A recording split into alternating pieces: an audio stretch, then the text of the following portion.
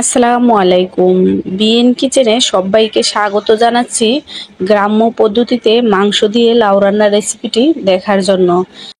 এই তরকারিটি আপনারা ভাত, রুটি এবং পরোটার সাথে খেতে পারেন। আমার এবং আমার পরিবারের কাছে তো অনেক অনেক ভালো লাগে। আশা করি আপনাদের কাছেও ভালো লাগবে। রান্নাটা করার জন্য চুলায় একটি প্যান বসিয়ে দিয়েছি। এতে দিয়ে দিলাম সয়াবিন তেল। তেলটা গরম হয়ে গেছে, ওই তেলে দিয়ে দিচ্ছি গরম মশলা। গরম মশলার মধ্যে এখানে আছে এলাচ, দারচিনি, লং এবং 2টা তেজপাতা। গরম মশলাটাকে 2-1 মিনিট নেড়ে চেড়ে নিয়ে এতে দিয়ে দিলাম পেঁয়াজ কুচি। এখানে 5-6টা পেঁয়াজ কুচি আছে। পেঁয়াজ কুচিটাকে নেড়ে ছেড়ে হালকা ব্রাউন কালার করে ভেজে নেব। ভেজে নেওয়া হয়ে গেছে। এখন এখানে 1.5 টেবিল চামচ রসুন বাটা, 1 টেবিল চামচ জিরা বাটা, 1.5 টেবিল চামচ আদা বাটা দিয়ে দিলাম। দিয়ে এগুলোকে নেড়ে চেড়ে কিছুক্ষণ ভেজে নেব যতক্ষণ না এর কাঁচা গন্ধটা চলে যাচ্ছে।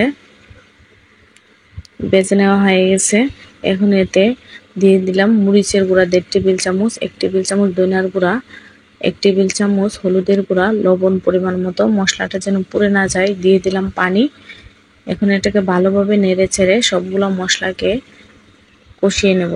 যতক্ষণ না মশলা থেকে তেলটা আলাদা হয়ে যাচ্ছে ততক্ষণ পর্যন্ত কষিয়ে নেব। অবশ্যই ভালোভাবে কষাতে হবে। আমার কষিয়ে নেওয়া হয়ে গেছে। এখন এখানে 1 কেজির মতন গরুর মাংস দিয়ে দিলাম।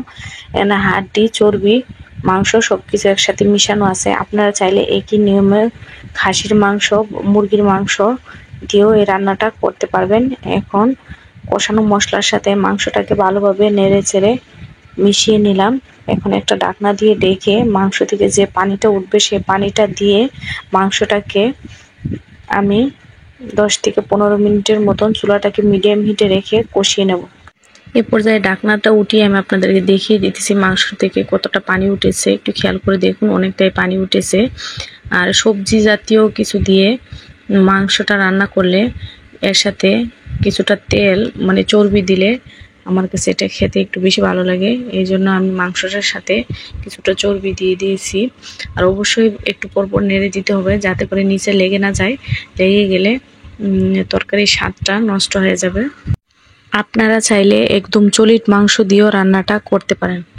মাংসর পানিটা দিয়ে মাংসটা আমার কষিয়ে নেওয়া হয়ে গেছে। খেয়াল করে দেখুন মাংস থেকে তেলটা ছেড়ে দিয়েছে। এই যে এখন আমি এই পর্যায়ে দিয়ে দিব কেটে ধুয়ে পরিষ্কার করে রাখা একটু বড় বড় সাইজ করে আমি কেটেছি লাউ।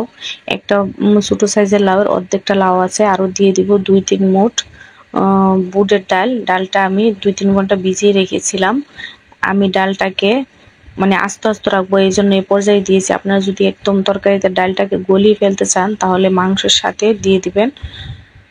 এখন ভালোভাবে নেড়ে চেড়ে নিয়ে ঢাকনা দিয়ে ঢেকে লাউ থেকে যে পানিটা উঠবে সে পানিটা দিয়ে আবারও 10 থেকে 15 মিনিট কষিয়ে নেব। একটু খেয়াল করে দেখুন বন্ধুরা, আমার লাউ থেকে যে পানিটা উঠেছিল সেটা দিয়ে কষিয়ে নেওয়া হয়ে গেছে। এই যে এখন এ পর্যায়ে আমি এখানে ঝোল দিয়ে দেব।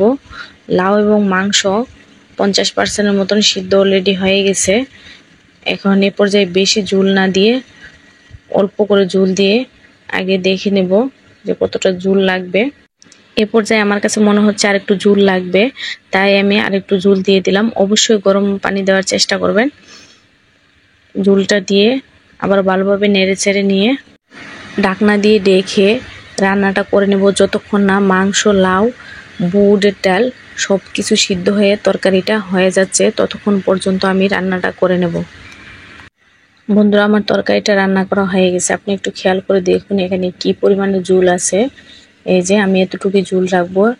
এই তরকারিটার সাথে যেহেতু বুটের ডাল দিয়েছি নামানোর পর খানিকটা ঝোল টেনে যাবে। আপনারা আপনাদের প্রয়োজন মতো ঝোলটা রাখতে পারেন। আমি এতটুকু ঝোল রাখবো। এখানে অফ ক্যামেরায় আমি 4-5টা কাঁচামরিচ দিয়ে দিয়েছিলাম, আপনাদেরকে দেখানো হয়নি। আপনারা কাঁচামরিচ দিয়ে দিবেন।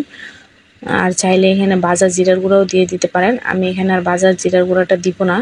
এখন চুলাটাকে বন্ধ করে দিয়ে 10 মিনিট বা 5 মিনিট রেখে দেব। তারপর তরকারিটাকে আমি পরিবেশন করে আপনাদেরকে দেখিয়ে দিতেছি।